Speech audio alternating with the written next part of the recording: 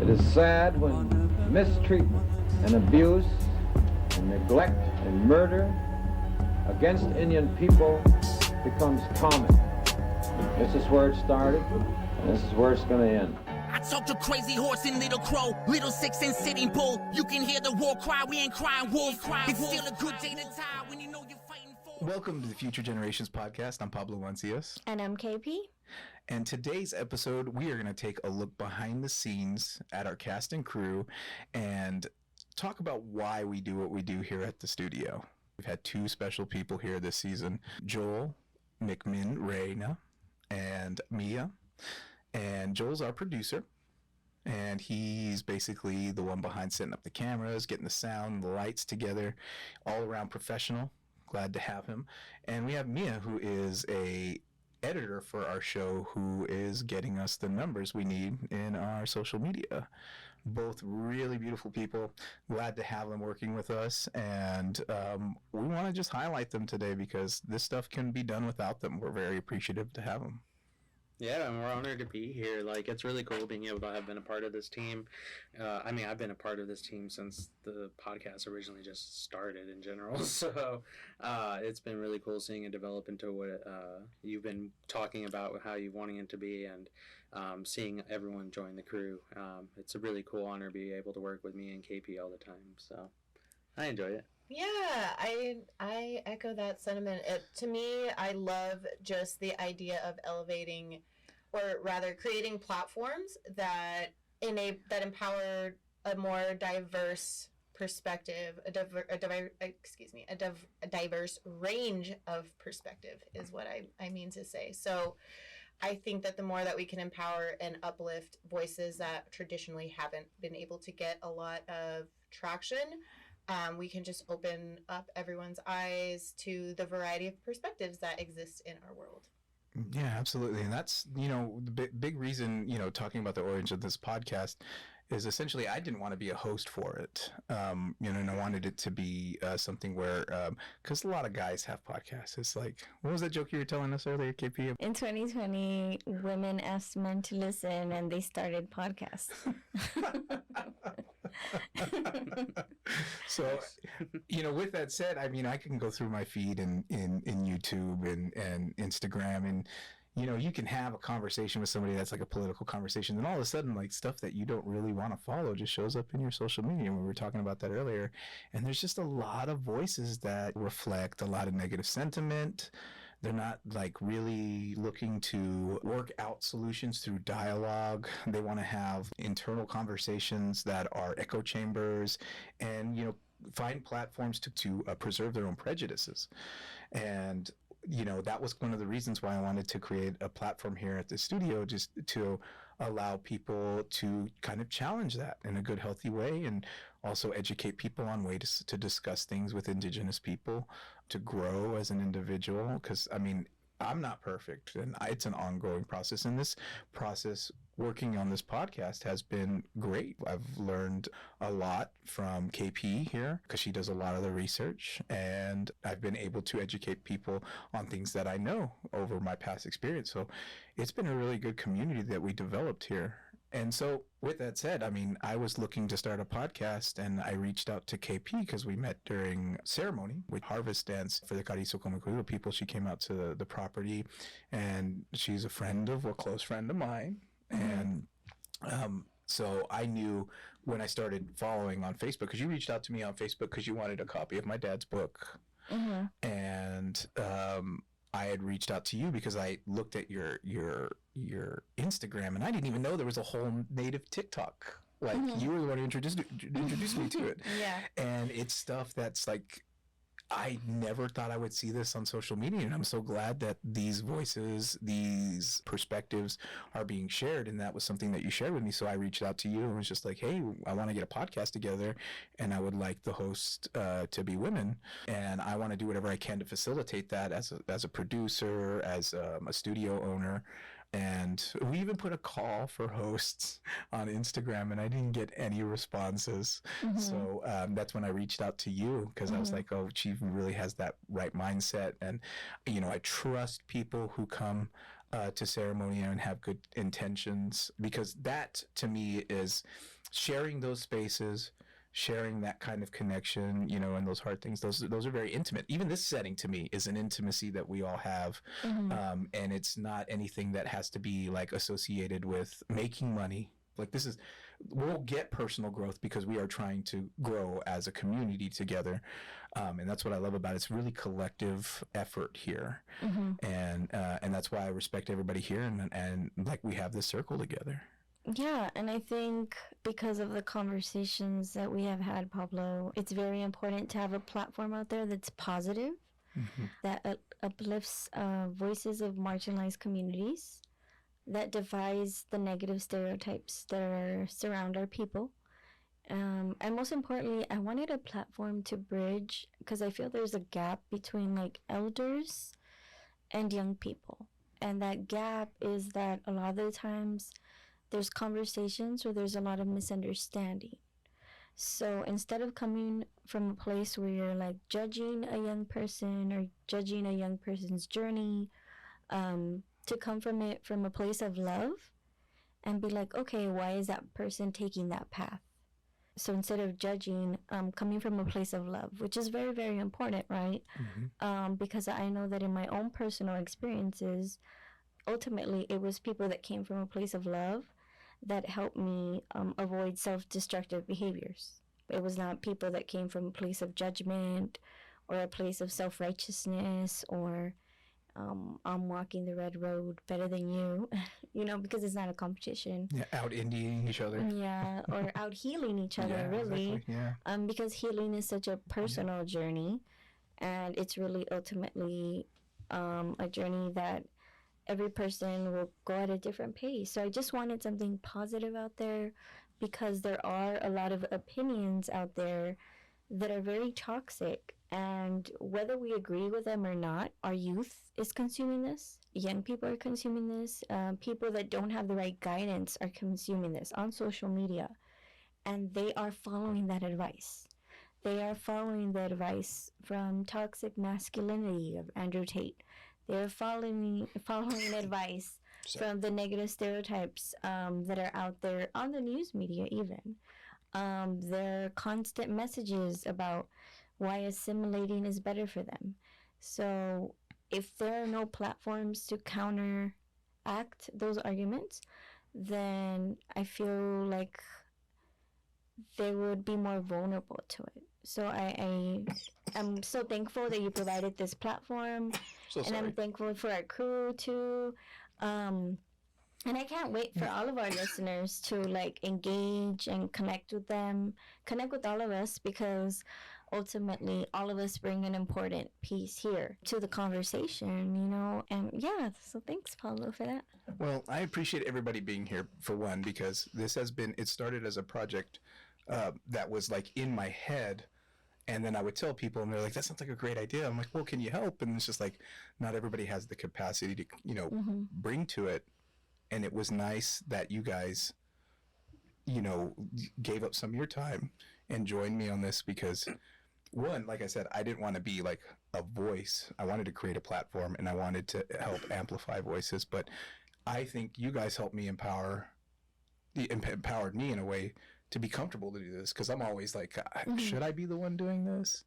And I feel like we wouldn't have been able to have some of the breakthroughs and some of the conversations that we've had, the connections, the research that we brought to each other and to our audience, without, us being who we are, each unique person bringing something to the table. And I really feel like it's a balanced approach, that we're all working together to make something for our audience and truly, genuinely like respect the content that we're putting out.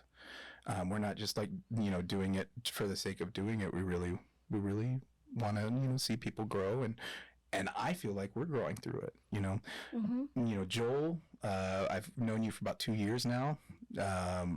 Right out of college, we were making music together. Joel is a fantastic saxophonist, but on top of that, he is a detailed, diligent, organized young worker.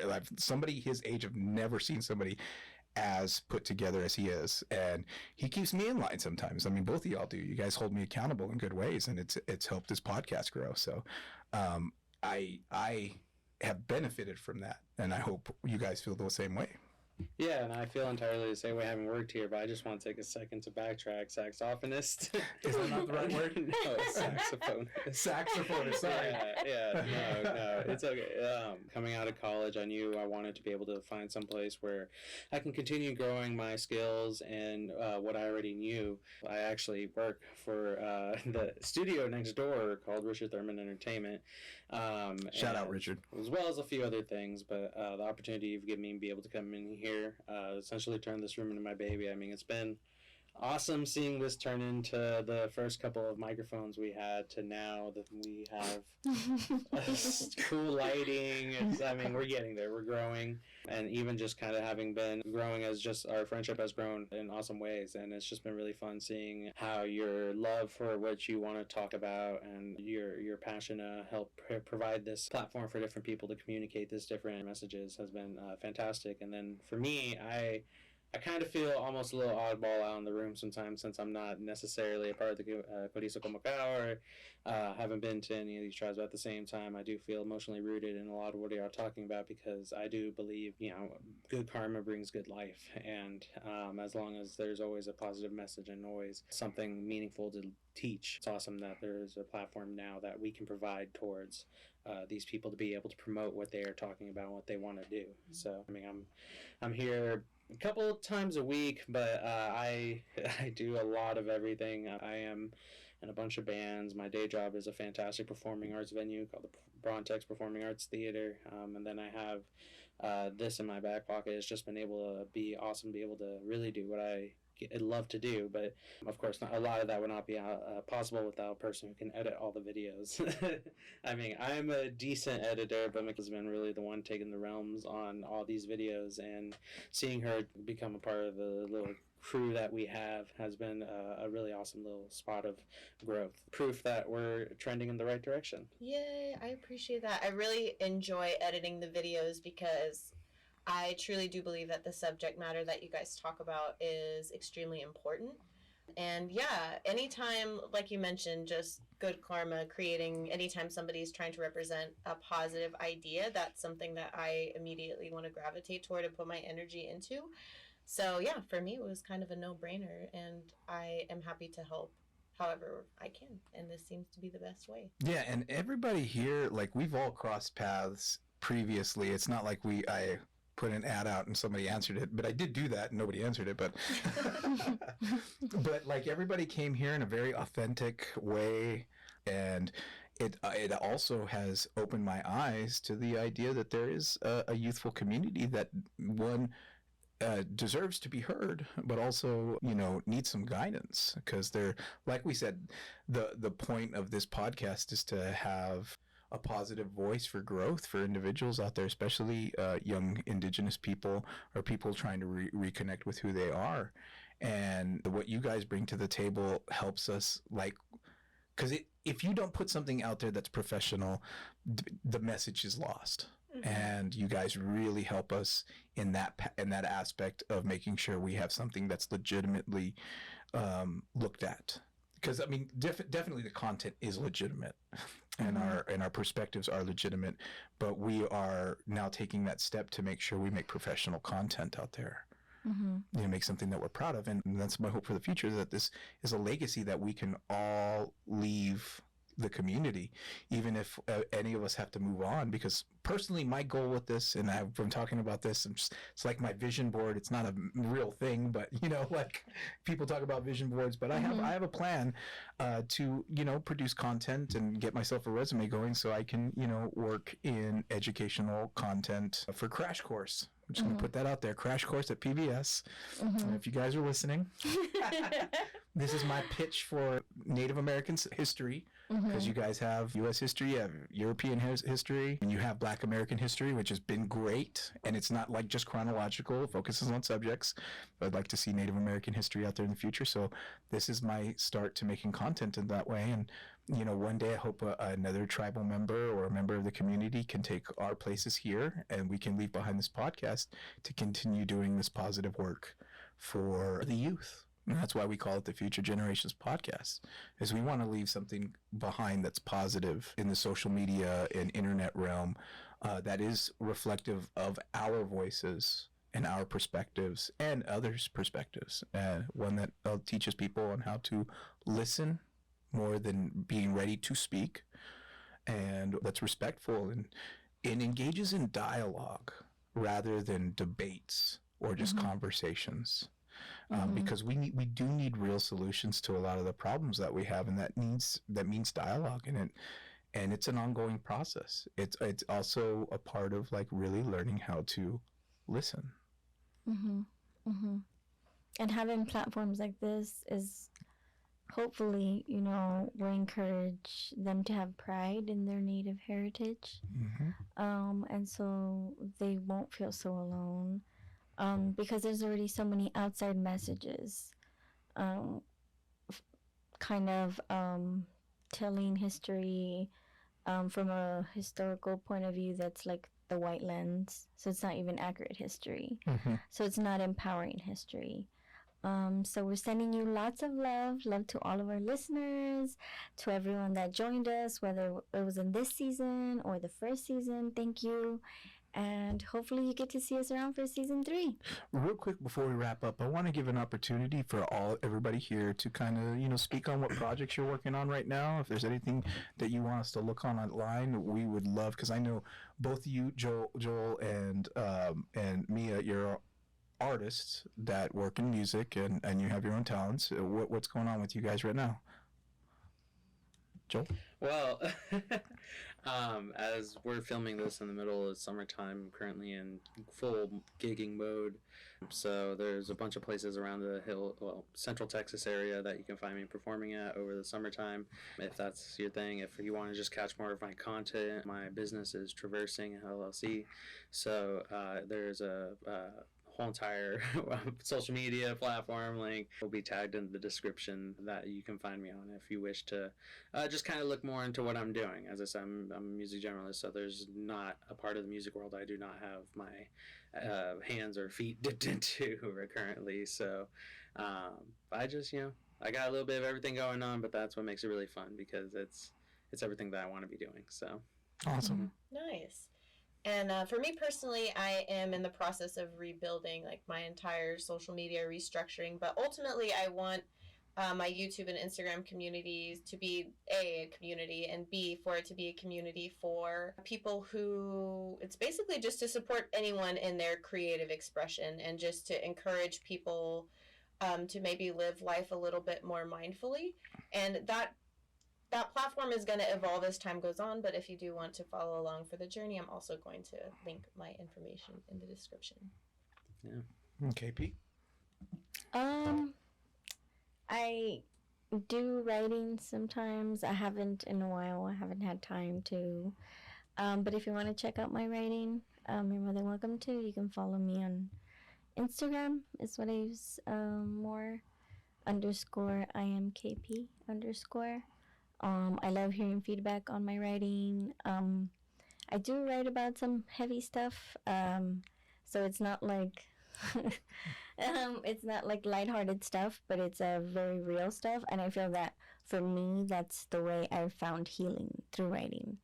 And actually, I kind of want to get into my creative space again. I feel like it comes and goes like in waves, so I'm excited about that. That's awesome.